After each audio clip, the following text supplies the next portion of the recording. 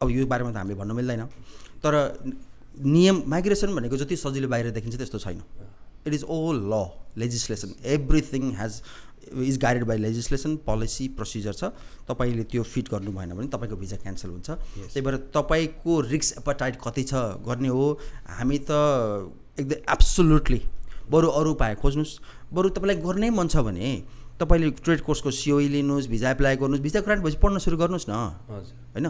तर यसरी हुँदा खाँदा कोही स्टुडेन्ट भिजा क्यान्सल गर्ने बाटोमा नजाँदा राम्रो होला. डिपार्टमेन्टले सबैको नहेर्ला, but exactly you never know, you may be in the next line क्या, you may be that lucky क्या. गाडी चलाउँदा हामी इन्सुरेन्स गर्दैन. त्यही नै मान्छेले 4 वर्षसम्म एक्सिडेन्ट भएको छैन होला, तर इन्सुरेन्स नगर्दा चलाउँदैन. पोसिबिलिटी त एकदम छ नि त.